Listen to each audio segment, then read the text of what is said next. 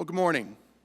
I'm Clarkstown Supervisor Alex Gromack, and it's my pleasure to welcome everyone here today to the Pascack Community Center. Before we begin today's program, I would like to recognize a few special guests. Please hold your applause till we finish. We have our County Clerk, Paul Peperato, County Legislator Jay Hood, County Legislator Annie Paul, Town Supervisor from Haverstraw, Howard Phillips, Town Supervisor from the Town of Ramapo, Chris St. Lawrence, the Mayor from Nyack, Jen Laird-White, the Mayor from Spring Valley, DeMesa Del Home, Dr. Leonard Schleffler, Co-Chair of the Mid-Hudson Regional Economic Development Council, and other members from the Council. We'd like to welcome them here today.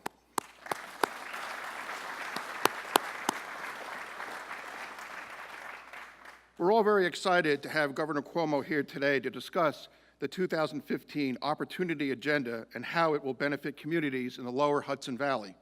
Over the last 4 years, we've seen fiscal responsibility return to Albany, and at the same time, we've seen state government make smart, targeted investments to help grow our economy. For someone who's been a town supervisor for the last 10 years, I can't stress enough how important that is to bringing a new energy into our region, and I'm glad to see the progress continuing with Governor Cuomo's second term in office. When the governor first announced his plans for 2015 last month, there was a number of exciting proposals that could have a great impact on the Hudson Valley, and I look forward to seeing them considered by the state legislature. Now, it's my pleasure to introduce my good friend, New York State Assemblyman Ken Zabrowski.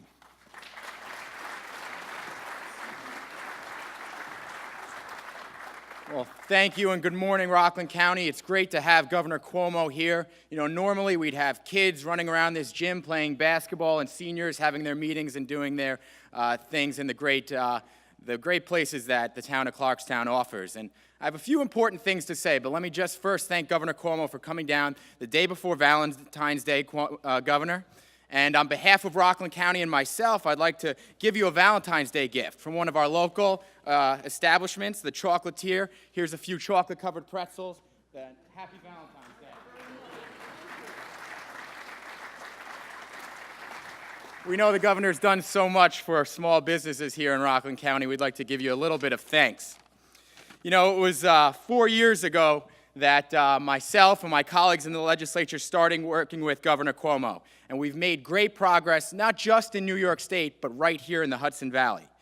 We did it by throwing out the old paradigm of partisan gridlock that plagued Albany and really focused on a results-oriented government that put compromise over conflict. We worked across party lines to focus on things that mattered most to New York families, like jobs and infrastructure. Because of that focus, our unemployment rate is down, businesses are coming back to the region, and we are investing in critical infrastructure. The Tappan Zee Bridge is a perfect example. As we speak today, that bridge is rising from the Hudson River despite years of delay.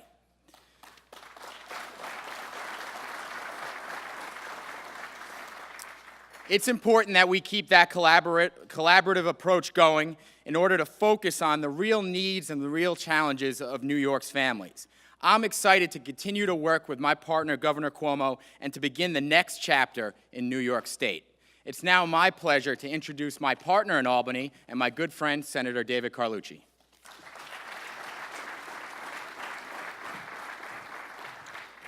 Thank you, Assemblyman Zabrowski, and it's such an honor and a privilege to be here today to hear Governor Cuomo outline his opportunity agenda. We had the opportunity to hear him up in Albany, and he's given so much thought to Rockland County and the Hudson Valley. For years, we've been talking about these issues, and now Governor Cuomo has rolled up his sleeves and really gotten to work. Relief for property taxpayers, we can't go anywhere in Rockland County without hearing that being the #1 concern. We've got to make sure that Rockland and the Hudson Valley and all of New York State is an affordable place to live, and at the same time improving everyone's quality of life. So I think everyone is going to be very excited to hear the governor outline the opportunity agenda and all of the work that he's done to make sure that we're not only focusing in on the short-term relief for property taxpayers, but the long-term growth of our economy. With that, it's my honor and privilege to introduce our county executive, Ed Day.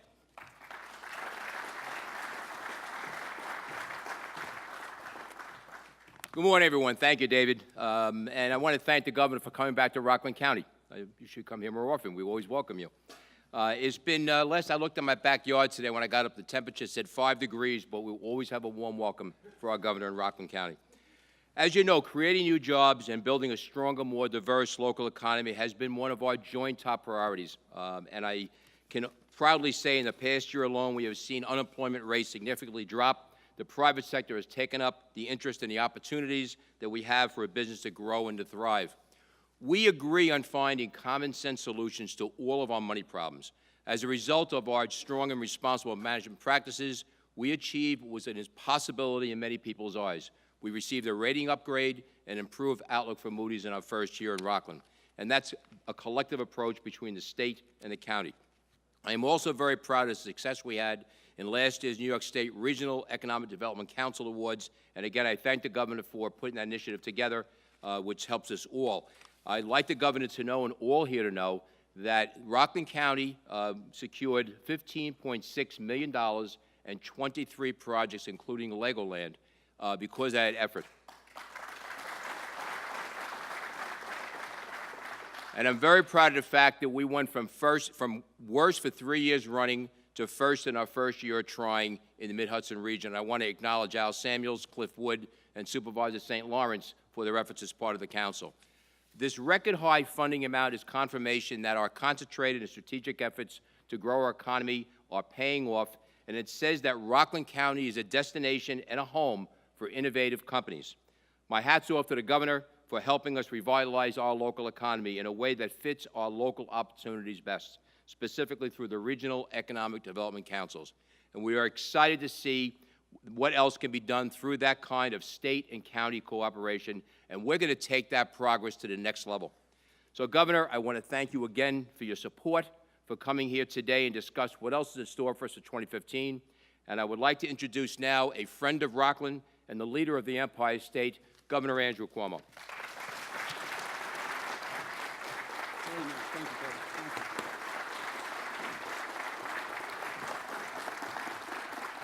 Thank you. Thank you. Thank you very much. First, it's my pleasure to be back in Rockland. I'm right across the river in Westchester, but it's always a pleasure to be here. To your county executive, who is really doing a great job with the county, and the way he's doing it is also important. He's reaching out, he's bringing people together, he's putting politics on the side, and he's focusing on public service. And you see the progress that the county is making, and it's a joy for me to watch it. Let's give him a round of applause, County Executive Ed Day. To Supervisor Gromack, who's been a good friend, a good public official for a lot of years. He knows what the state looks like from Albany. He had the good sense to come back and work on the local level after that experience. Let's give him a round of applause. Pleasure to be with him. Assemblyman Ken Zabrowski. He is the romantic in the crowd, obviously. First one to remember Valentine's. I didn't think I was going to get a Valentine's this year, but thank you, Assemblyman. Give him a round of applause. And Senator David Carlucci, who was a great partner over the past 4 years in turning Albany around and getting Albany to function. Senator Carlucci and the IDC were a great partner. Pleasure to be with you, David. And to Chris St. Lawrence and all the other elected officials, and Al Samuels and Len Schleifer, who have really brought the business community in partnership with government in a way we've never seen before. And I think when you look at one of the reasons we've had the success we've had, it is that partnership, and that is different. You've never seen government at the same table with business the way you see it now. And that partnership really is working for Rockland. It's working for the entire state. So thank you, gentlemen, very much for being here. I love coming across the Tappan Zee Bridge now. I never liked going across the Tappan Zee Bridge for many, many years, but I like it now. And to me, it is the continuing lesson. The Tappan Zee Bridge was a metaphor in so many ways for state government, for government in general. You know, over the years, how many times you heard people Governors get up, senators, assemblymen, and bemoan the Tappan Zee Bridge. We have to do something, we have to do something. They said they were going to rebuild it for 20 years. And you tell the people of the state, you know, the bridge is falling down and we're going to replace it, but then you don't replace it. You make people nervous when you tell them the bridge is falling down. You go over that Tappan Zee Bridge, I remember as a kid, you go over with those metal plates and the metal plates would shake a little bit, right? And you see looking down at the water. All these bad visions would come to mind. And for all the years, nothing ever happened. It was the Tappan Zee. And then I became governor, and I always had the Tappan Zee in my mind as just a symbol of the dysfunction. And I went to one of my first meetings as governor, and I said, you know what I want to do? I want to replace the Tappan Zee. And we had maybe 20 or 30 people in the room, Department of Transportation, this department, this department. And the first person said, well, you can say you're going to replace the Tappan Zee. I said, what does that mean, I can say I'm going to replace the Tappan Zee? He said, well, it won't actually happen, but you can say you're preparing to. I said, what does that mean? He said, oh, it's too complicated. You know, you have Westchester wants this, Rockland wants this, you have the Hudson River, the environmentalists want a new bridge, but they don't want it to be in the water, you know. And one person wants a blue bridge, and one person wants a red bridge, and, you know, the fish have an advocate, and the fish advocate doesn't want the bridge to actually go down, it should float. I said, so what are we saying? Well, you know, there's politics, there's opinions, there's going to be lawsuits, it's not really going to happen. And I said, you know, it can't be. You can't take that as an assumption, because then we're doomed. And if you just admit failure that way, and if you can't build the bridge, then what the heck? Let's give up right now, right? You look at New York, it was all about construction, it was all about daring, it was all about doing. So for me, the Tappan Zee became a metaphor for just not allowing the bureaucracy to win, and not allowing the complexity to win, and not agreeing up front that people can't possibly be reasonable, that the politics is going to gridlock us, and that the differences on both sides of the river are going to frustrate us. I said, I refuse to accept that as an answer. And they looked at me and said, like, oh, look at new governors, they're all the same. He's going to have to learn the hard way that nothing happens. And we just focused on that day after day after day. And it has now become the inverse. If it was a symbol of dysfunction and impossibility and bureaucracy, it's now a symbol of what you can do when you refuse to take no for an answer, and when you really believe that people can do the right thing, rather than starting with a cynical outlook that becomes self-fulfilling. That Tappan Zee Bridge, from the day we announced it to groundbreaking, was 1 year, which is unheard of for all the complexities. It's happening right, it's on schedule, it's on budget, it's going to be beautiful, and it has brought such a sense of energy to the whole region, I can't even tell you. I run into people, I was with my daughter, we were shopping, and someone from Rockland actually was in the shopping center and said, you know, did you see the Tappan Zee is being rebuilt? With a smile of, did you see the, I said, oh really, they're rebuilding the Tappan Zee. How nice of them. But it's such a symbol of possibility, and it's actually happening. So I just love going over the Tappan Zee Bridge now, and it is a daily reminder of what we can do when we actually work together and believe in ourselves again. And that's very much the attitude for this year, and very much the attitude for the state government. And what I'm trying to do is take the progress we've made over the past few years, which has been undeniable, and let's build on that progress, let's build on that energy, and build on that momentum.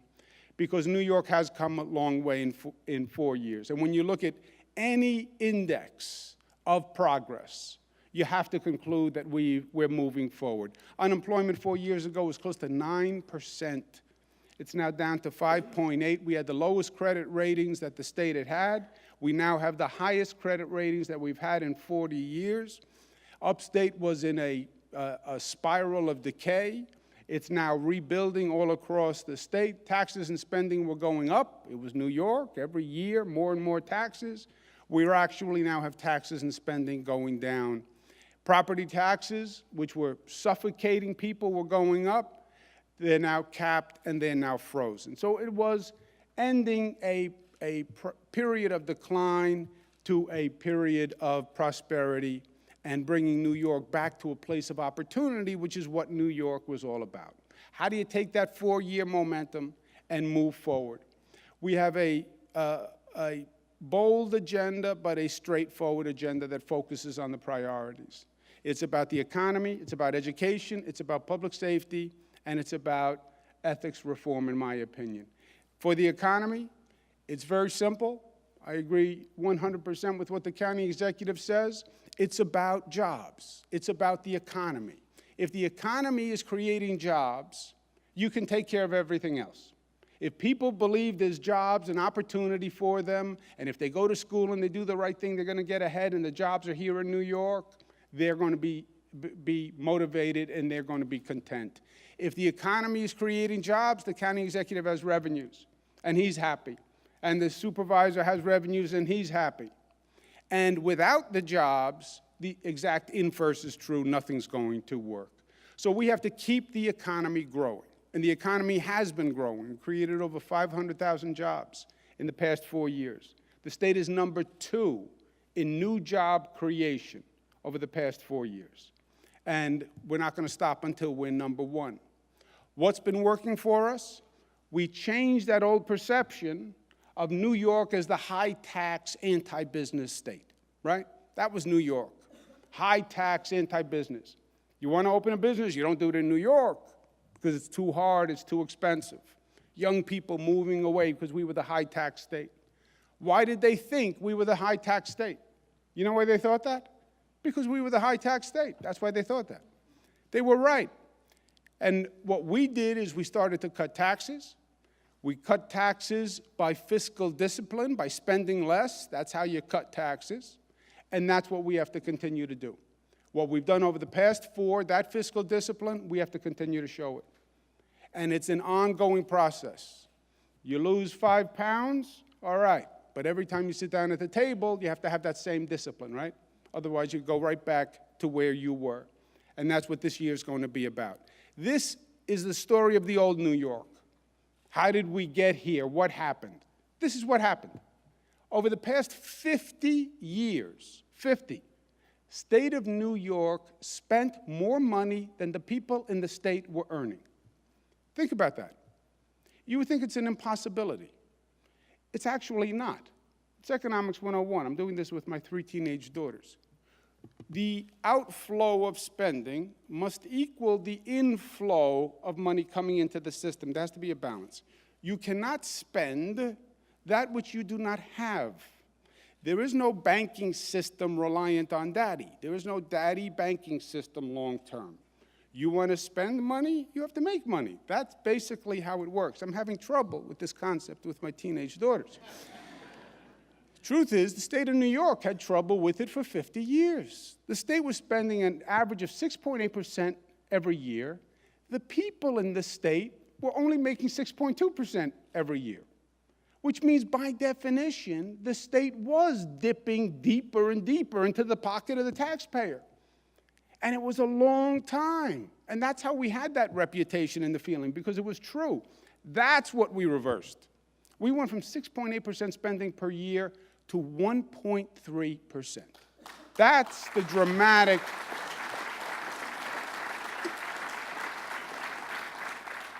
And that differential, we can now give back in tax cuts, and that's what changes the momentum of the state.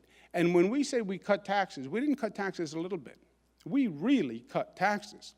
Middle-class tax rate up to $300,000, so it's a big middle class. Lowest rate since 1953. That's before I was born. That's how long ago that was. That was a long time. We cut the corporate taxes, lowest tax rate since 1968. Manufacturing tax, lowest rate since 1917. So if we keep the spending discipline, we can do tax cuts again this year, and we will. This year, I want to cut taxes on small business.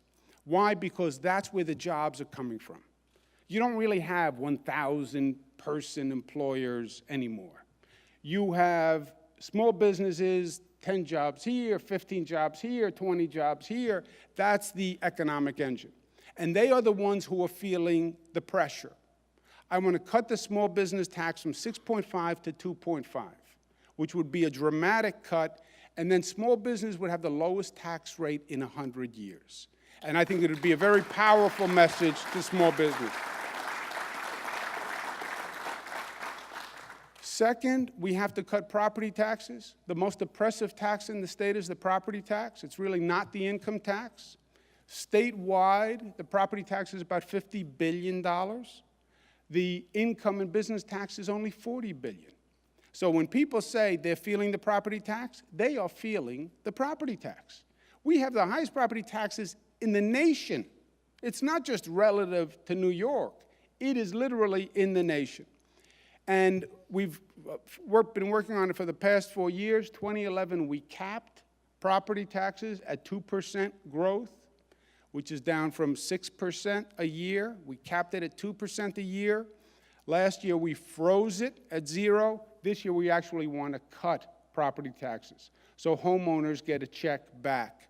$1.7 billion in property tax cuts. A check goes directly to the homeowner.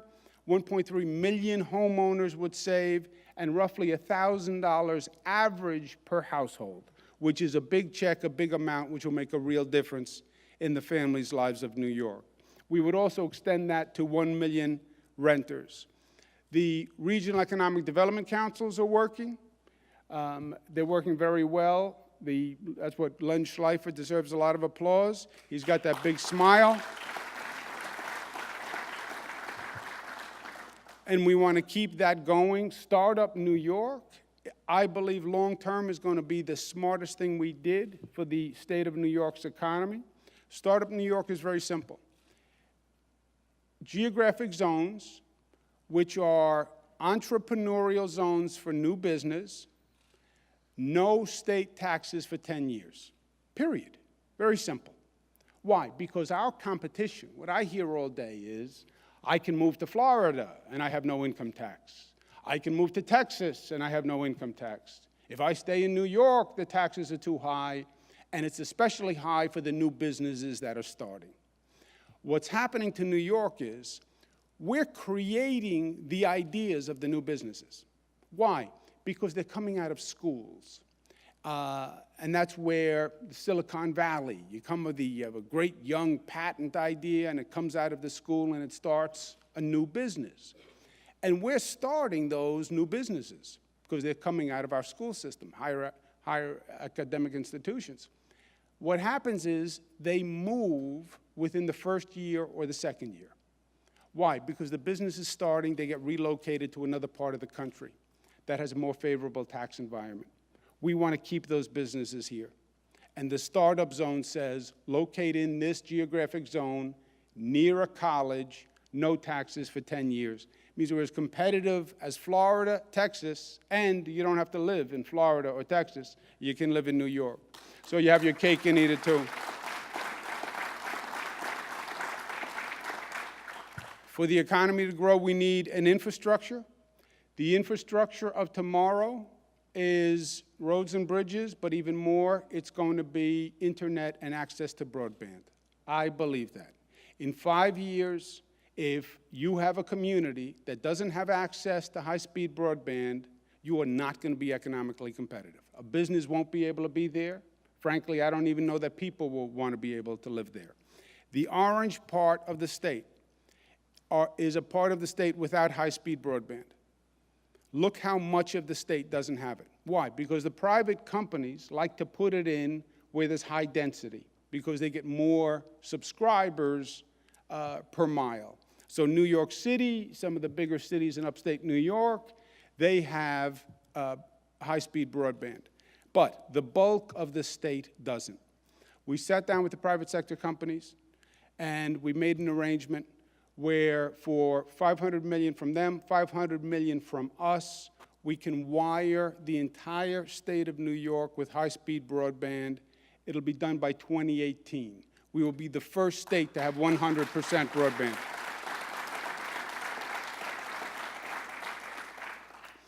We'll partner with the private sector companies, and I believe that's going to be an advantage that's going to pay dividends for a long time.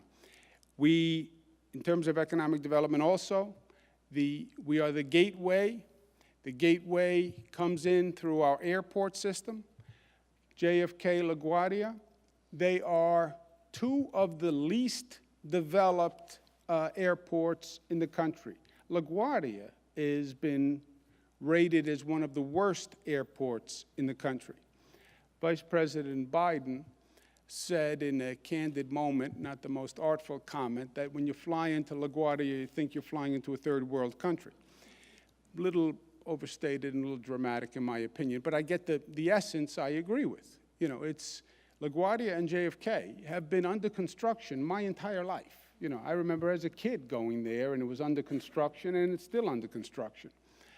And they have done beautiful things with airports everywhere, except in New York.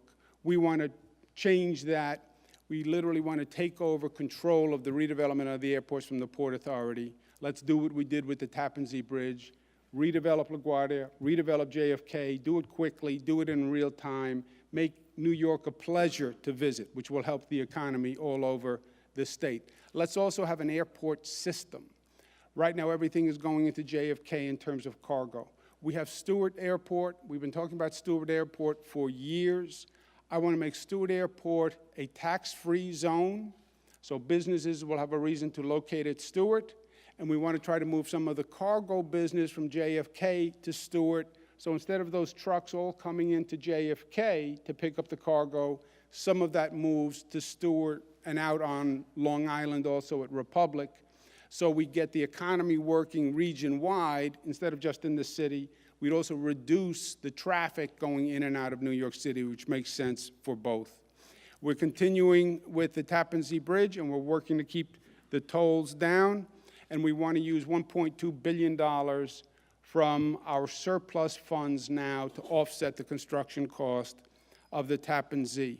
We're also working with our congressional members, especially Congresswoman Nita Lowey, who's working very hard to get federal money to further reduce the cost. We have a $50 million farm preservation fund, $20 million to protect farmland in the Hudson Valley. Part of the economy is tourism. They're coming up more and more to the Hudson Valley because people are recognizing the beauty of it and the beauty of the Hudson River, one of the most beautiful places on the globe, period. We just haven't exposed it. We haven't advertised it the way we should. But we also have to preserve it for what it is because that's the inherent beauty, and that would $50 million to help preservation. We want to make sure the economy is working for everyone, not just for the top end. We raised the minimum wage 2 years ago. We want to come back and raise the minimum wage again to $10.50. Remember, what the minimum wage was supposed to mean was if you worked full-time, the minimum wage was enough to get you out of poverty. And right now, it doesn't. In New York, with the cost of living, you can't pay for food, you can't pay for rent, you can't clothe your family with what the minimum wage pays. $10.50 would make great progress. We also have a dramatic educational reform plan. We all talk about education as the #1 priority. It is. It's what made the American dream a reality. Our public education system is not where it needs to be. That is a fact. The richer districts have a great public education system. My daughter's in the public education system in Westchester. It's beautiful. But the poorer districts have also been suffering, and they've been suffering for a long time. We want to recruit the best teachers, close failing schools, and invest in early education. To get young people into teaching, we have a very simple plan. If you are willing to give us 5 years as a public school teacher, we will pay for your college tuition in the SUNY system. We'll pay the full tuition if you are a top graduate and you give us 5 years as a public school teacher. The way they used to incentivize the Peace Corps at one time, or the ROTC, you want to get people into teaching? Say that you'll pay their college education if they do well and they're a top graduate, and you really want to get those good minds into education. I think it's a worthwhile investment. For the existing teachers who are currently teachers, we want to have an improved teacher evaluation system. And for those that are doing very well, the state will pay a bonus to the high-performing teachers. You want to incentivize the teacher to work hard, stay late, give them a bonus. That motivates people. The state will pay a $20,000 bonus to the high-performing teachers on top of whatever they get paid by the district.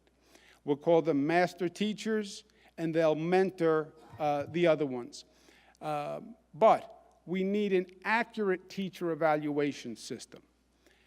We just started putting in a teacher evaluation system. It is the modern-day reform. States are doing it all across the country, but it's not easy. Our teacher evaluation system just came out with ratings from the past year. In high school, 38% of our students are college ready. But by ratings, 98.7% of the teachers are rated effective. 3rd through 8th graders, 31% are proficient in English, but 99% of the teachers are rated effective. 3rd to 8th, 35% proficient in math, 98% of the teachers rated effective. What does that mean? It means the evaluation system, the rating system, is not really accurate. 99% of the teachers all rate very highly effective, but the students aren't doing well. That disconnect has to be fixed. We need a real, accurate teacher evaluation system. And then off that evaluation system, incentivize the high performers. Those who are struggling, we'll get them support services, but we need an accurate evaluation system. And I'm willing to put our money where our mouth is on that one by paying for the support services for those teachers who are in the middle and incentivizing those who are on the top. In the unfortunate circumstance that a teacher is chronically ineffective, which means despite the support, despite the services, despite a period of years, the teacher is still failing, then I think we should remove the teacher from the classroom. Now, it is currently so hard to remove a teacher that most school districts will tell you they don't even bother trying anymore because it's such a long, drawn-out process. And they wind up keeping the teacher in the classroom and shifting that teacher among different schools because they don't know what to do. If we have the evaluation system and we've tried everything else, then I say let's expedite the dismissal process after the evaluation system. The teachers union does not like this, and they say I'm anti-teacher. I am not anti-teacher. I love teachers. I respect teachers. My mother was a school teacher in public school. It's because I respect teachers that I'm saying pay college tuition to get them into the profession, pay a bonus for the high performers, support services for those in the middle. But at the end of the day, if the teacher can't succeed in the classroom, then it's not about loving the teacher, it's about loving the student. And the point of education was to educate the student, not to employ an ineffective teacher. Second, we must fix what we call failing schools in New York. We have schools in New York that are failing, where less than half the population actually graduates. 9 out of 10 of the failing schools are in poorer communities or have a majority minority students in them. 178 schools are now failing in New York. 77 of them have been failing for more than 10 years. Think about that. Over the last 10 years, we sent about 250,000 students to failing public schools. And that, to me, is one of the real disgraces of what we've been doing. We knew the schools were failing. We knew they probably would be failing the next year anyway, and we continue to send students with no resolution and no solution. We have to end that, and we have to end it now. If a school is failing for more than 3 years, I say try a different management plan. State of Massachusetts has a model that has shown great progress. If the school is failing, turn it over to another school district, turn it over to a not-for-profit, turn it into a charter school, let the state take it over, but do something different. Because insanity is doing the same thing over and over and expecting a different result, right? If the school is failing, you can't condemn students by continuing to send them to a failing school. Let's do something different. Third is invest in early education. That's when the mind is growing. We started a universal pre-K program for 4-year-olds. We're in the middle of bringing it statewide right now. We want to continue making statewide universal pre-K for 4-year-olds. And we want to start universal pre-K for 3-year-olds. 3-year-olds have shown great possibility in all the studies for cognitive and behavioral growth. And we want to start developing that program for 3-year-olds. We'd be the first state in the nation to have pre-K for 4-year-olds and 3-year-olds universal. And you want to talk about getting an early head start? That's where you do it, by having the most educated kids at the youngest age. And that's what we want to do.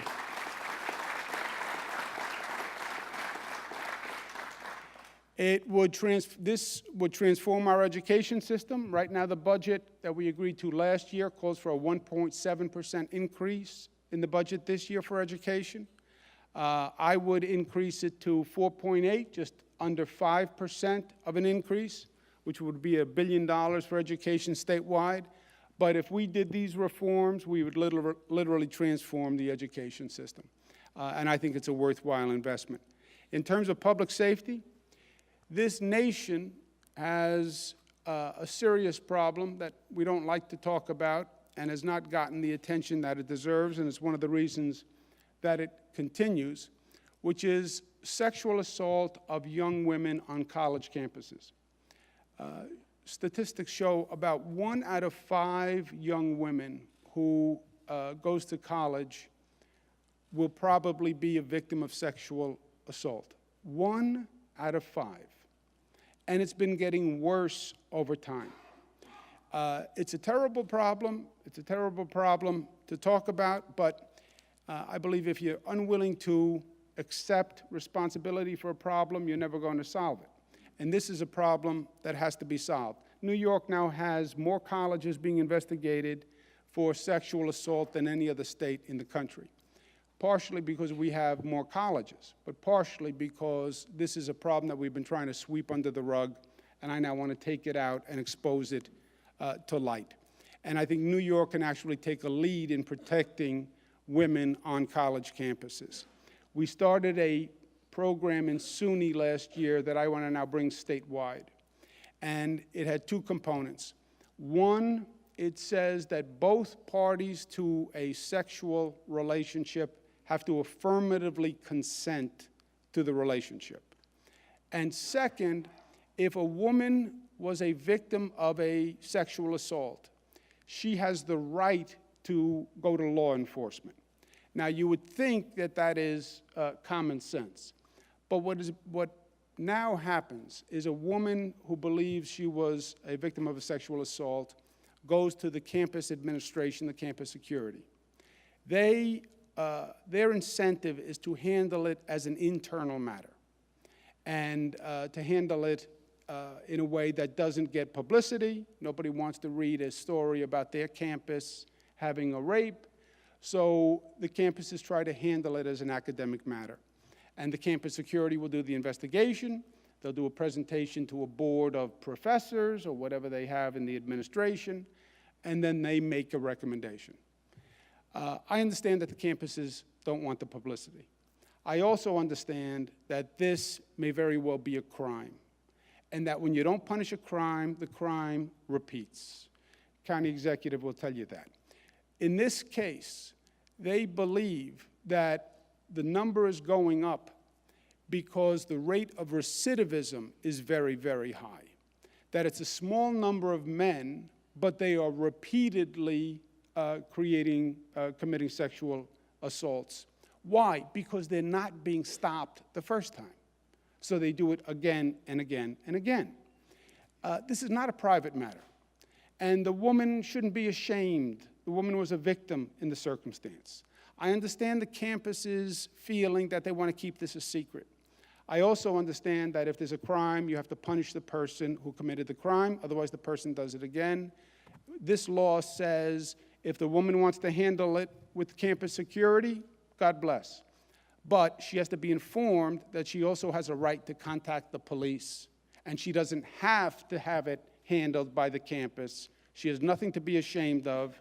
She has a right to talk to the local police, the town police, or the state police, and handle this as the crime it is. That's now the policy on the SUNY campuses. It makes sense. I want to have a law that makes that applicable to every college in the state. I believe if the state passes that law, you're going to see that law go all across the country. Because once someone stands up, and it should.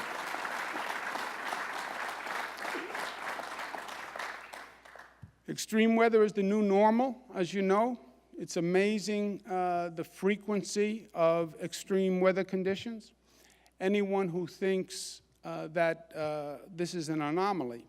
My father was governor for 12 years. He had, in 12 years, about 11 federally declared disasters. Federally declared disasters are high-level disasters. So 12 years, he had 11. In 4 years, I've had 12. The frequency of these hurricanes, floods, situations that we've never heard of before are happening with more and more frequency. A few weeks ago, Buffalo, 7 feet of snow. Highest snowfall in the history of Buffalo. We have to be prepared for it. Because if you're not, this can be a matter of life and death. We want to invest in an online system that has local governments, town governments, county governments, state governments, all on the same online system, sharing information when something is going to happen. We also are developing the most sophisticated weather detection system in the country. Why? Because weather detection is no longer just, do I bring an umbrella to work or not? You know, we deploy equipment off this, we deploy personnel off this, and it can be a matter of life and death, and I want to continue with this weather station development. The last piece is ethics reform. We've made great progress, and I'm proud to come and tell you the progress that the Senate has made and the Assembly has made. Ken's done a great job. David has done a great job. I'm pleased with what the executive has done. The numbers show the progress. But there's also been a shadow to all of this, which is the frequency, the continuing nature of the scandals in Albany. And it's true, government is working a lot better. It's also true that these scandals don't stop. And every few weeks, you open up the newspaper, and there's another situation, another scandal that comes out of Albany. And until we solve that, we're not really going to have the relationship with the citizens that we want. I've proposed a dramatic ethics reform proposal that I think will make a difference once and for all in many ways. It starts with campaign finance disclosure. Just have the strongest campaign finance disclosure in the country. Pension forfeiture for legislators who commit felonies. Reduce legislators' per diem so they don't make money by traveling to Albany. Stop the use of campaign funds for personal expenses, and what I call ultimate disclosure. Ultimate disclosure is this. You can go back 50 years, and you see the same pattern of the scandals in Albany. You have a part-time legislator. Part-time, they work in Albany as a legislator. Part-time, they can work in private business. Many are lawyers with private clients. And the conflict always becomes, who did you represent as a lawyer, and were you getting paid as a lawyer or as a private citizen to do something as a public official? That is always the conflict. Right now, there's no disclosure of the law clients. Right now, there's no disclosure of where your income comes from. You say, I'm a lawyer, overall disclosure of how much money you make, but not who pays you and why they pay you. This disclosure says, if you have nothing to hide, say to the public, this is what I get paid, this is who I represent, this is the name of the client, and this is what I did. Until we're willing to be 100% open with the public, we're not going to have the restoration of trust. Until we have the restoration of trust, you're not going to have the kind of relationship that we want. We've done 4 budgets on time. It's the first time in 40 years that we've gotten the budget done on time, 4 in a row. I'd love to get 5 done on time. But even more, I want to be able to say, we have ethics reform in Albany, that you should feel confident that there's a real system in place that if there's wrongdoing, it'll catch it. I will sacrifice an on-time budget for real ethics reform. Because if we can solve this ethics problem, and we can actually have people trust the government and stop the scandals, there's unlimited capacity of what we can do. But that's what has to happen this year. If we enact this plan, we will have lower taxes, which will mean more jobs, we'll have transformed the education system, New York will be safer and fairer, and the government will be more trustworthy. But there is a lot of change in this plan. Make no mistake. And that is the hard part, and that's where you come in. Change is difficult. Change is difficult on a personal level. Change is even more difficult when you're trying to change a whole bureaucracy, right? Getting the Tappan Zee Bridge built was very difficult because you have to change the mindsets. You have to change the way the bureaucracy functions. Changing government is phenomenally difficult. I was HUD secretary under Bill Clinton. HUD, one of the things it did was all the public housing. And I remember being with a mayor in the Midwest, and in this city, HUD had built these high-rise public housing projects, all on one side of town, all clustered together. HUD had built them in the 50s. All the poor people went into the projects, and it was a disaster. And it had been a disaster since the 50s. High poverty rate, high crime rate. I had just finished doing a tour. The mothers would have the children sleep in the bathtubs because they were afraid of bullets, and the bathtub was the safest place for the children to sleep. So I went to see the mayor, and I said, this has been going on since the 50s. We have to do something. And he said, yeah, no, it's terrible. We tried everything, police, lights, this program, that program. It's terrible. He said, what do you want to do? I said, I want to take them down. It was a mistake. And I want to take down the high rises, and I want to replace them with home ownership and less density and more green.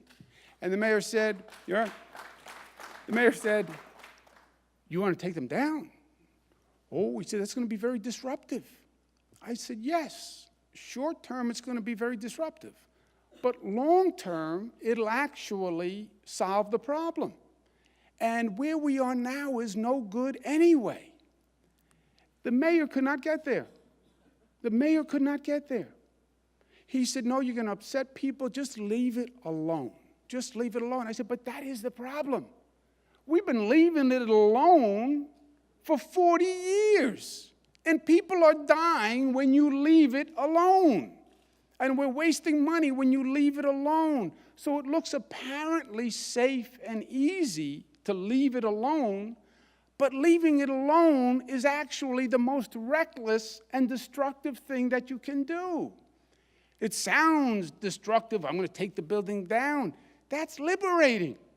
The status quo is your problem. But it's hard for people to get there, That's a big change. And change disrupts, and change makes me nervous. I don't want change. I don't want change. I want continuity. I want security. Married couple at the breakfast table in the morning. One says to the other, we really need change. Yeah, they mean you need to change. They're doing fine. You are the problem. They want to continue doing what they're doing. So this plan says to the New York State Legislature, we have to change the education system. We have to close the failing schools. We have to evaluate the teachers. We have to give bonus to the high. We have to fire the low performing. And the legislature says what the mayor said. This is disruptive. You know the number one political donor in the state of New York? Teachers Union. I'm saying to the assemblyman, tell the teachers union, no. Go against those strong interests. And they're saying, leave it alone. Just leave it alone. Leave the buildings where they are. Ethics reform, the strictest disclosure in history. That's a lot of change. Go to the college campuses and say, enough is enough. You're not going to secret sexual assault on the campus. You're not going to make the woman feel like she did something wrong. We want the woman to have the right to go to law enforcement. The campuses are going to get upset. They are. They're going to say it's embarrassing for us. But that's how the state progresses. 4 years ago, we couldn't get a budget done because the Democrats and Republicans did this all the time. It was always politics. And we said, let's do it a different way. Let's forget the politics and remember why we were here in the first place, but change is hard. This will make this state a better state. But we have to get it done. To get it done, you have to get involved. They've heard it from me. I've made my case. I've talked to them until I'm blue in the face. And they're saying, it's a lot of change. But you know whose voice is more important than mine? Your voice. Because they represent you. And at the end of the day, they will listen to you. And that's why I'm here today, to get you involved and to get your voice and your action into the game. If this state hears from you that it's time for change and it's time for improvement, we will have it. And that's what New York has always been about. We don't run from the challenge, we run at the challenge.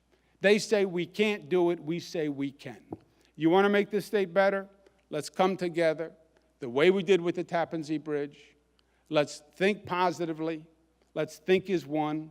Let's make the reforms to New York and let the rest of the nation follow us. Thank you and God bless you.